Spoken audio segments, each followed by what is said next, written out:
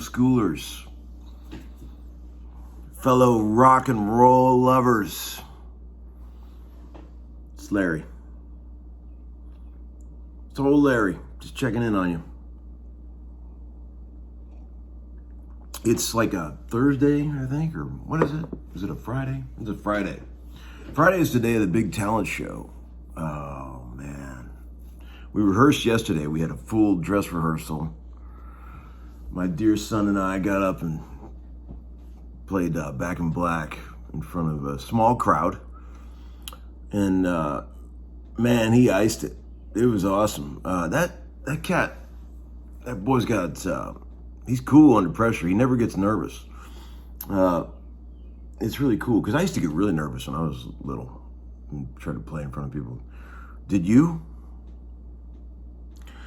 So, just a couple things. Quickie today. Not going to get too crazy. How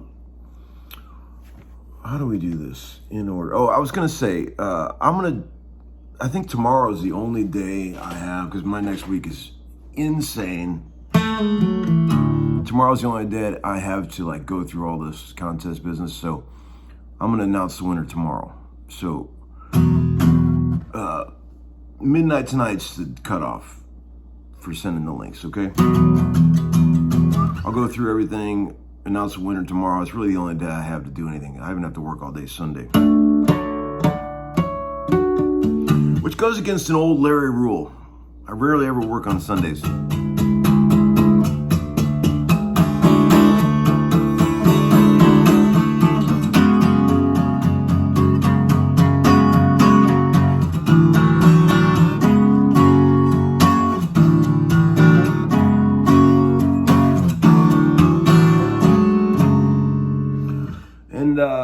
What else? So yeah, look for that. We'll have the winner, the guy, person who wins it is gonna get a free pedal from XTS Exact Tone Solutions, and they're gonna get a autographed, signed Uncle Larry print that will be sent from the guy Tony, who offered to donate it, and Tony Branham, I think is his name. I said it in one of the earlier videos. I think that's it. But thanks to him. Let's see. Okay, funny little story. The Strymon Flint, which is a reverb tremolo pedal, right? I like a lot of Strymon pedals, but I personally have never been much of a fan of the Flint. I think it's okay, but not really, never really knocked me out, you know? And I've got this text thread with a couple friends of mine that has been going on forever. It's probably the oldest long-standing text thread in my phone. You guys have those? It's just so much fun.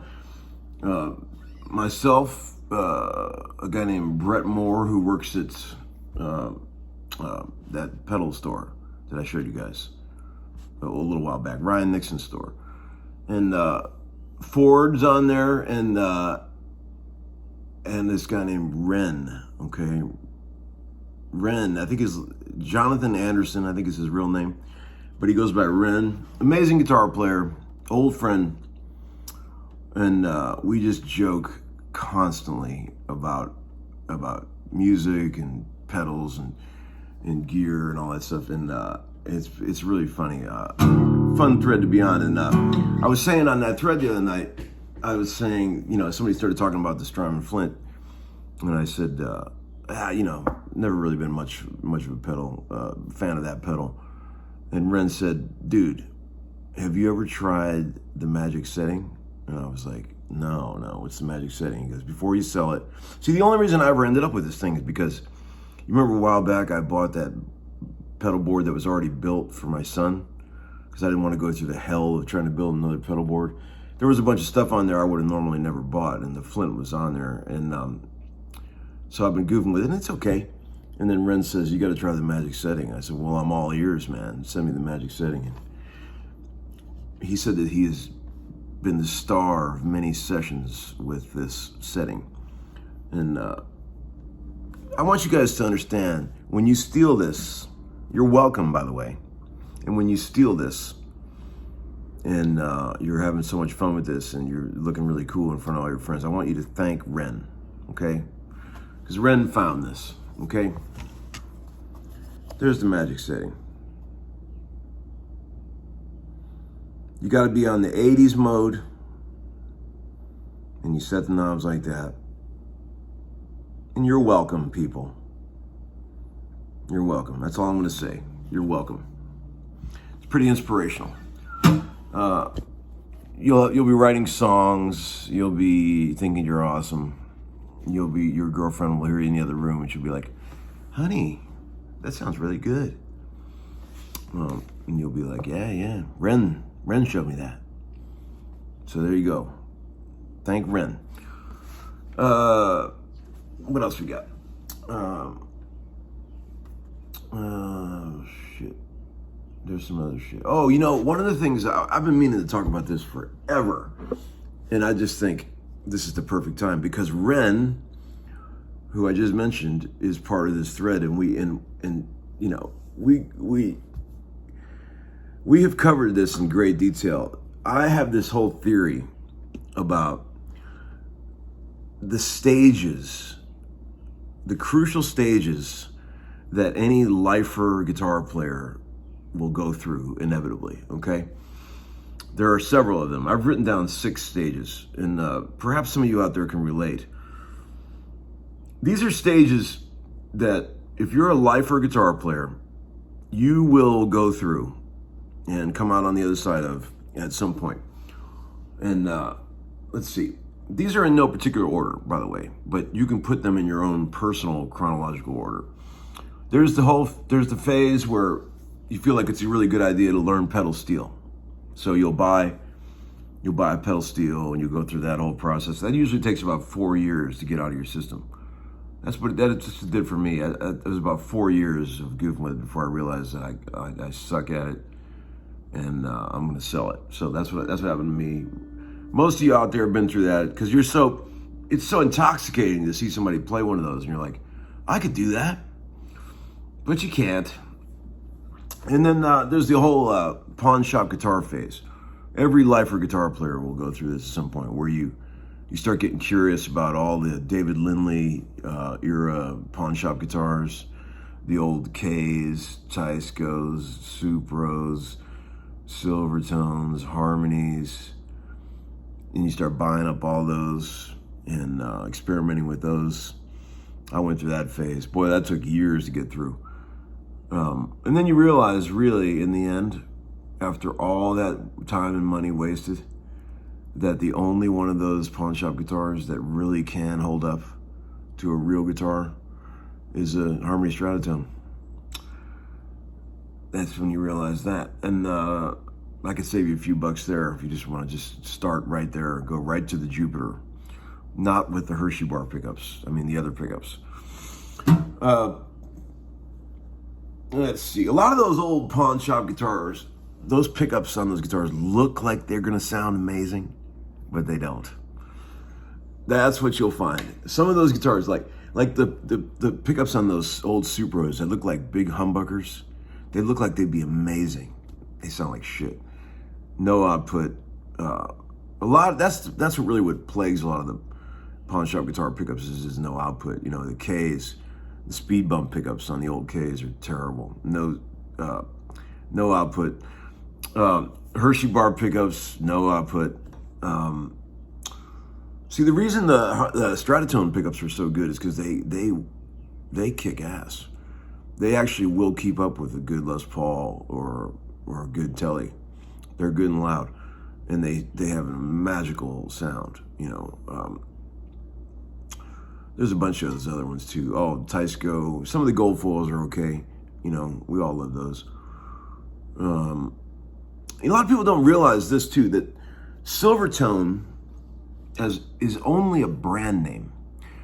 Silvertone as a company, never made a single instrument. You guys know that? Silvertone was only a name. All of their instruments were made by Dan Electro or Tysco. they would just rebrand the Silvertone name on lots of different items made by Harmony,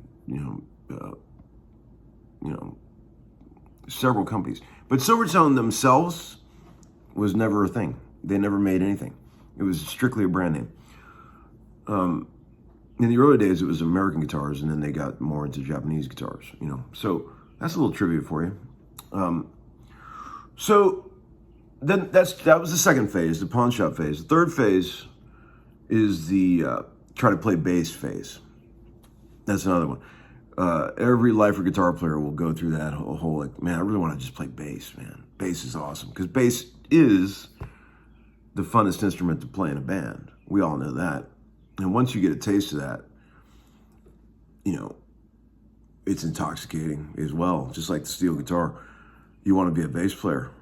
Oh man, I went through that. I was a bass player in bands for years, and I played keys in bands, guitar in bands, bass in bands. And I will say, bass is definitely the most fun instrument to play in a band. There's no question. So once you get a taste of that, you're hooked. And then, see, Renn's going through that right now. Renn's an amazing guitar player, but all he wants to do is play bass.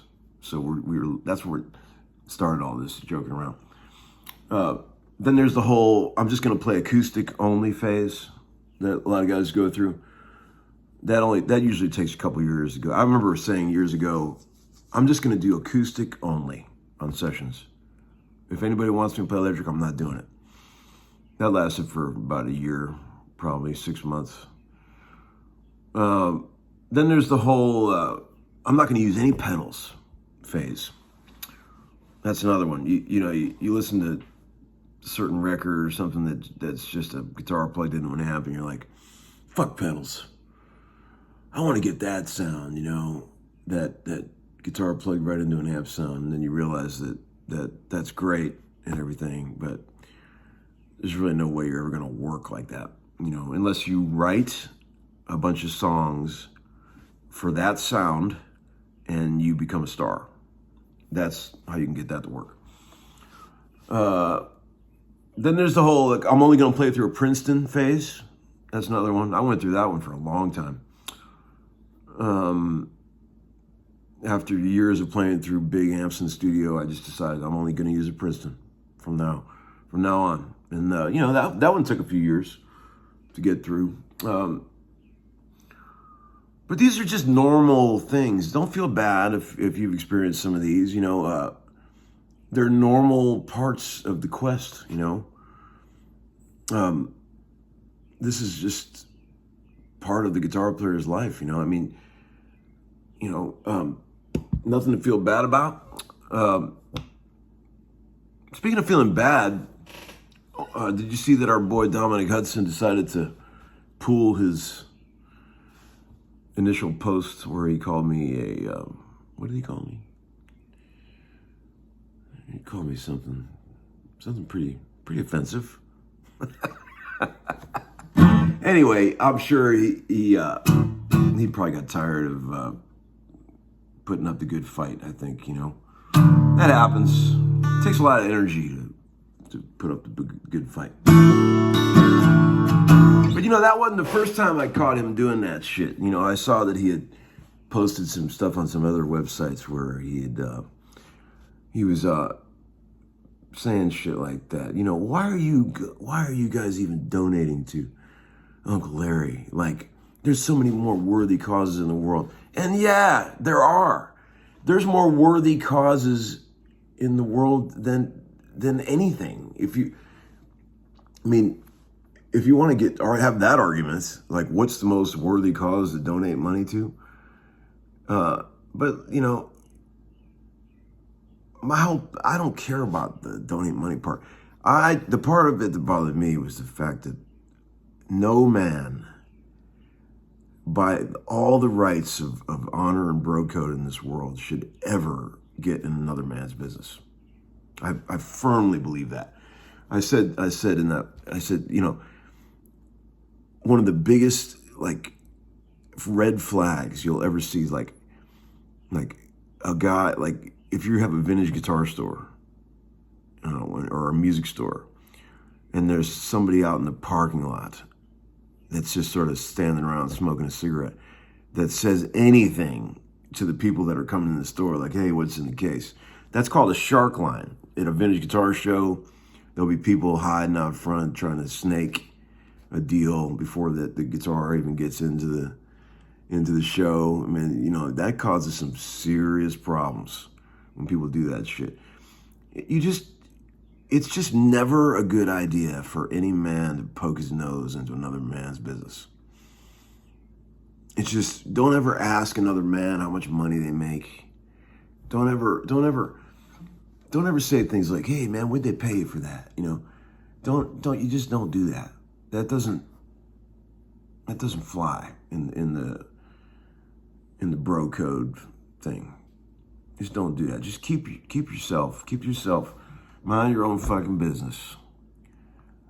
Start your own YouTube channel if you wanna get involved in all that, you know, all these causes that are worth donating to.